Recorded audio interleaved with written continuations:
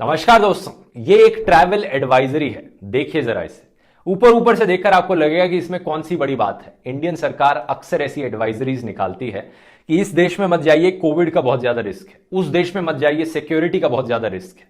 लेकिन खास बात यह है इस एडवाइजरी के बारे में कि ये किसी सेंट्रल गवर्नमेंट के द्वारा निकाली गई एडवाइजरी नहीं है, बल्कि ये एक स्टेट गवर्नमेंट के द्वारा निकाली गई है। असम की सरकार ने कहा है असम के लोगों को मिजोरम में मत जाइए क्योंकि वहां पर आपकी पर्सनल सेफ्टी को खतरा पहुंचता है। इतना ही नहीं, असम की सरकार ने इस ट्रैवल एडवाइजरी को निकालने के बाद में एक नोटिस भी इशू किया कि जो भी गाड़ियां मिजोरम से असम आ रही हैं उन सबकी चेकिंग करवाई जाए। सरकार कहती है कि ये इलीगल ड्रग ट्रेड को रोकने के लिए किया जा रहा है। इतना ही नहीं, बल्कि मिजोरम और असम के बीच में इकोनॉमिक ब्लॉकेड लगाने की भी बात करी जा रही है। सोच सकते हो दोस्तों, एक ही देश के अंदर दो स्टेट्स के बीच में इकोनॉमिक ब्लॉकेड लगाने की बात करी जा रही है। ऐसा नहीं है दोस्तों कि ये पहला इंटरस्टेट डिस्प्यूट हो रहा हो इंडिया में, इससे पहले भी बहुत हुए हैं। लेकिन जिस लेवल पर ये डिस्प्यूट होने लग रहा है आज के दिन, जितने पब्लिकली ये होने लग रहा है, ये अनबिलीवेबल है। मिजोरम की पुलिस ने असम के चीफ मिनिस्टर के नाम एक एफआईआर तक में दर्ज करा दिया। तो कैसे हालत इतनी खराब हुई इन दो स्टेट्स के बीच में, इतनी आउट ऑफ कंट्रोल चली गई सिचुएशन, आइए जानते हैं आज के इस वीडियो में। 26 जुलाई की बात है कि आसाम मिजोरम बॉर्डर पर वायलेंट क्लैशेस देखने को मिले। असम के कचार डिस्ट्रिक्ट में एक गांव है और मिजोरम के कोलासिब डिस्ट्रिक्ट में वेरंगटे गांव है जहां पर ये क्लैशेस हुए। इन क्लैशेस में क्रॉस फायरिंग हुई दोनों स्टेट गवर्नमेंट्स की पुलिस के बीच में। इमेजिन कर सकते हैं, एक स्टेट गवर्नमेंट की पुलिस फायरिंग करने लग रही है दूसरी स्टेट गवर्नमेंट की पुलिस के ऊपर, और इसी क्लैशेस में 5 आसाम पुलिसमैन को अपनी जान भी गंवानी पड़ी। आसाम की सरकार का कहना है कि मिजोरम ने रोड कंस्ट्रक्ट करनी शुरू करी वेरंगटे से लेकर आसाम में रेंगती बस्ती तक, जिसकी वजह से जो inner line reserve forest area था वो डिस्ट्रॉय हो गया। तो असम की पुलिस वहां पर गई थी सिचुएशन को डिफ्यूज करने के लिए, लेकिन मिजोरम की पुलिस और सिविलियंस ने सिचुएशन को एस्केलेट होने दिया, जिसकी वजह से सिचुएशन इतनी खराब हो गई। ये आसाम स्टेट गवर्नमेंट का पर्सपेक्टिव है यहां पर। दूसरी तरफ मिजोरम का कहना है कि एक्चुअली में सिचुएशन को खराब आसाम पुलिस ने किया था। मिजोरम के चीफ मिनिस्टर का कहना है कि पहला राउंड ऑफ फायर एक्चुअली में आसाम पुलिस के द्वारा फायर किया गया था और उन्होंने सेल्फ डिफेंस में फायर किया था। 200 and more than 200 fully armed Assam policemen with their ambulance and other things. They cross over to Mizoram and then run over, capture the Mizoram CRP camp. इस incident के बाद दोनों तरफ के कुछ पॉलिटिशियंस ने भड़काऊ भाषण भी दिए, जैसे कि एक मिजोरम के एमपी ने कहा कि आसाम पुलिस के लोग लकी हैं, हमने इन सबको मार नहीं डाला। दूसरी तरफ आसाम के कचार डिस्ट्रिक्ट में एक बीजेपी के एमएलए ने यह कहा कि अगर आसाम अपना इकोनॉमिक ब्लॉकेड कंटिन्यू रखेगा मिजोरम के खिलाफ, तो जो लोग हैं मिजोरम के वो भूख के मारे मर जाएंगे। मतलब आप इमेजिन कर सकते हैं कि एक स्टेट के पॉलिटिशियन दूसरी स्टेट के लोगों को भूखा मरवाने की बात कर रहे हैं।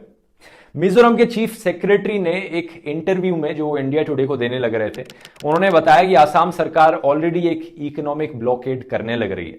2 सड़कें हैं नेशनल हाईवे की जो मिजोरम में आती हैं आसाम की तरफ से, और ये 2 सड़कें एक तरह से लाइफलाइंस हैं मिजोरम के लिए, क्योंकि बहुत सारा ट्रांसपोर्ट वहां से मिजोरम आता है, खाना वहां से मिजोरम आता है। मिजोरम गवर्नमेंट के सेक्रेटरी ने यूनियन होम सेक्रेटरी को लेटर लिखते वक्त यह भी कहा कि जो लोग हैं मिजोरम के, उनकी जिंदगी पर एक बहुत बुरा असर पड़ रहा है इस ब्लॉकेड का। इन्होंने यह तक मेंशन किया कि पिछले साल आसाम ने एक सिमिलर ब्लॉकेड लगाया था जो 25 दिन तक चला था। हालांकि शायद कुछ अच्छी खबर यहां पर यह है कि लेटेस्ट न्यूज में बताया जा रहा है, आसाम क्लेम कर रहा है कि उन्होंने ये इकोनॉमिक ब्लॉकेड हटा दिया है। आयरनी की बात यह है दोस्तों कि आसाम में बीजेपी की गवर्नमेंट है और मिजोरम में भी बीजेपी की एलाय एनडीए की गवर्नमेंट। और शायद इससे भी ज्यादा आयरनी की बात यह है कि जिस दिन ये वायलेंट क्लैशेस हुए, इससे सिर्फ 2 दिन पहले union home minister Amit Shah north east में गए थे।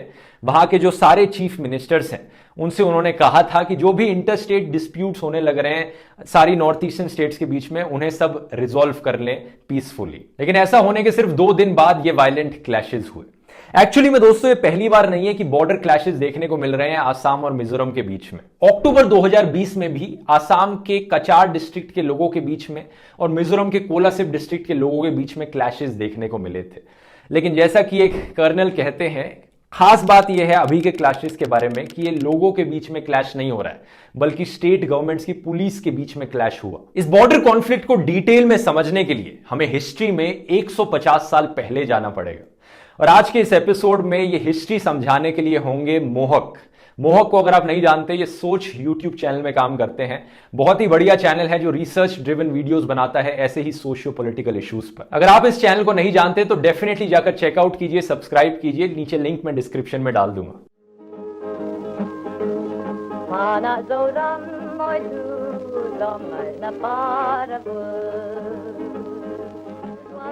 Mizoram, a land of naturalistic splendor, of hills and dales and mountainous jungle terrain. Enjoying a strategic position in the northeastern sector of India, the Union Territory of Mizoram is now assured of statehood with special safeguards. An unhappy period of internal strife is over. The climate of violence has ended and calm now descends on Mizoram for a new era of peace and progress. Union government के साथ एक peace accord sign करने के बाद 1987 में मिजोरम को formal statehood मिली, पर यह स्टेटहुड एक 20 साल लंबी इंसर्जेंसी के बाद आई। 1960s में मिजो नेशनल फ्रंट ने एक रिवोल्ट स्टार्ट किया था गवर्नमेंट ऑफ इंडिया के खिलाफ एक इंडिपेंडेंट मिजोरम बनाने के लिए। इस रिवोल्ट की जड़ थी एक 1959 में हुआ फैमिन यानी कि अकाल, जो एक इकोलॉजिकल फिनोमिनन मौसम की वजह से हुआ था। Like plagues of the past, this one is wrought by a creature called the black rat. Over the course of 3 nights as the villagers sleep, rats erupt out of the ground by the thousands and eat everything in sight.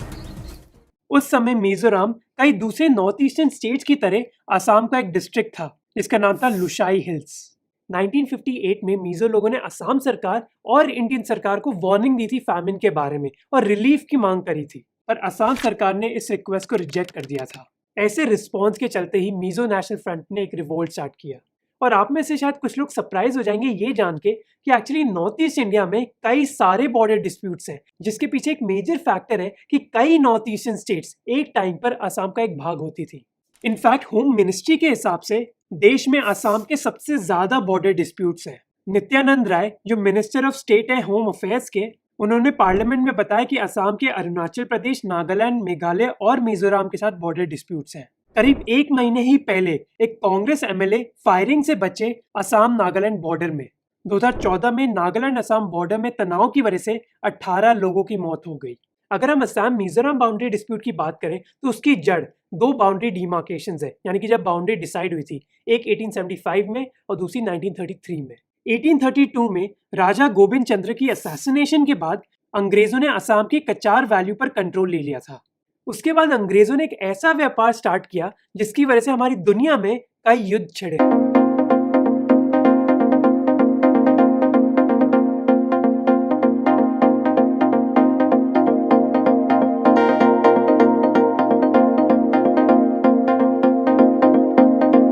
अपने मुनाफे की वजह से अंग्रेजों ने T cultivation expand कर दी असम में। अंग्रेजों की टी कल्टीवेशन की वजह से मिजोस को 2 समस्याओं का सामना करना पड़ा। पहली प्रॉब्लम थी कि मिजो लोग शिफ्टिंग कल्टीवेशन प्रैक्टिस करते हैं। अब शिफ्टिंग कल्टीवेशन में एक बड़े लैंड एरिया की रिक्वायरमेंट होती है, जो मुश्किल हो रहा था क्योंकि असम में अंग्रेजों लोग अपनी टी कल्टीवेशन एक्सपैंड कर रहे थे। दूसरी प्रॉब्लम थी कि मिजो लोगों के लिए हंटिंग यानी कि शिकार करना एक बहुत बड़ा भाग था उनके कल्चर का, पर यह मुश्किल हो रहा था क्योंकि अंग्रेजों ज्यादा जमीन पर काबू कर रहे थे अपनी टी कल्टीवेशन की वजह से। इन 2 समस्याओं की वजह से ही कई मिजो ट्राइब्स ने रेड करना स्टार्ट कर दिया था असम की कचार वैली में।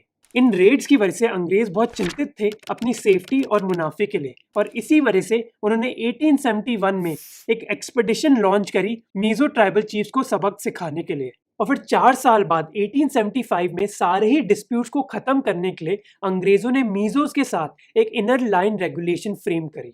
इनर लाइन रेगुलेशन ने एक इमेजिनरी लाइन डिफाइन करी जो असम के प्लेन एरियाज और मिजोरम के हिल एरियाज को डिवाइड करेगी, जिसके तहत कोई भी ब्रिटिश सब्जेक्ट जो इस लाइन को क्रॉस करेगा उनको एक फाइन देना होगा, और अंग्रेज अपना टी प्लांटेशन का एक्सपेंशन हिल एरियाज में नहीं करेंगे। और शायद आप में से कई लोगों को नहीं पता होगा कि ऐसी प्रैक्टिस आज भी कायम है। मिजोरम में एंटर करने के लिए टूरिस्ट को एक इनर लाइन परमिट लेना होता है।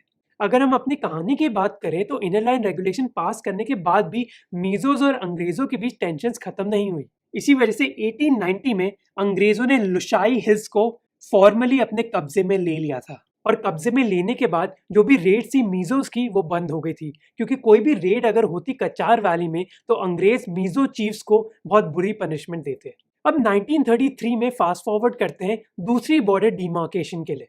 इस बॉर्डर डिमार्केशन ने मिजोरम, असम के कचार डिस्ट्रिक्ट और मणिपुर के बीच बाउंड्री को डिफाइन किया। और ये बॉर्डर डिमार्केशन बहुत अहम है अभी के कॉन्फ्लिक्ट को समझने के लिए, क्योंकि जहां असम 1933 की बॉर्डर को मानता है, वहीं मिजोरम 1875 की बॉर्डर को मानता है। 2018 में मिजोरम की पॉलिटिकल पार्टीज और सिविल सोसाइटी ने प्रधानमंत्री मोदी को एक मेमो सबमिट किया था, जहां उन्होंने कहा था कि 1933 की बॉर्डर लोशाई हिल्स यानी कि मिजोरम के लोग के अप्रूवल के बिना अप्रूव करी गई थी। जबकि असम के चीफ मिनिस्टर हिमांशु शर्मा कहते हैं कि असम 1875 की बॉर्डर को क्यों माने, 1875 में तो मिजोरम असम का भाग था, पर वो तो पूरे मिजोरम की मांग नहीं कर रहे। और ये डिसएग्रीमेंट कोई नया नहीं है, ये कई सालों से है। जब मिजोरम को स्टेटहुड मिली थी तो दोनों ही मिजोरम और असम ने अग्री किया था कि वो करंट स्टेटस यानी कि स्टेटस क्वो को मेंटेन रखेंगे और दोनों के बॉर्डर्स के बीच एक नो मैन्स लैंड एस्टैब्लिश करेंगे। असम सरकार की वेबसाइट तो ये भी कहती है कि उनका कोई भी मेजर बॉर्डर डिस्प्यूट नहीं है मिजोरम के साथ और वो स्टेटस क्वो को मेंटेन रखेंगे। लेकिन इस स्टेटस को मेंटेन रखना काफी चैलेंजिंग रहा है। जैसे कि फरवरी 2018 में एमजेडपी एक स्टूडेंट यूनियन है, उन्होंने एक वुडन रेस्ट हाउस बनाया था जंगल में फार्मर्स के लिए। असम पुलिस और फॉरेस्ट डिपार्टमेंट ऑफिशियल्स ने आकर उस रेस्ट हाउस को डिमोलिश कर दिया, तोड़ दिया, ये कहते हुए कि ये कि असम की टेरिटरी में बनाया गया है। बताओ, मतलब ऐसा तो है नहीं कि किसी दूसरे देश में जाकर बना रहे हो, दूसरी स्टेट की टेरिटरी में ही जाकर कुछ बनाया है। लेकिन इस चीज को लेकर एमजेडपी के मेंबर्स असम पुलिस के साथ क्लैश भी कर गए। लेकिन जैसा मैंने पहले बताया, ये कोई पहला इंटर स्टेट डिस्प्यूट तो है नहीं जो दो स्टेट्स के बीच में हो रहा हो। लेकिन जिस तरह से दोनों स्टेट गवर्नमेंट्स बिहेव करने लग रही हैं कि दोनों चीफ मिनिस्टर्स के खिलाफ एक एफआईआर दर्ज करी जा रही है, एक ट्रैवल एडवाइजरी निकाली जा रही है, एक इकोनॉमिक ब्लॉकेड दिखाया जा रहा है और ऊपर से सोशल मीडिया पर, ट्विटर पर यहां पर लड़ाई होने लग रही है इतने ओपनली, इतने पब्लिकली।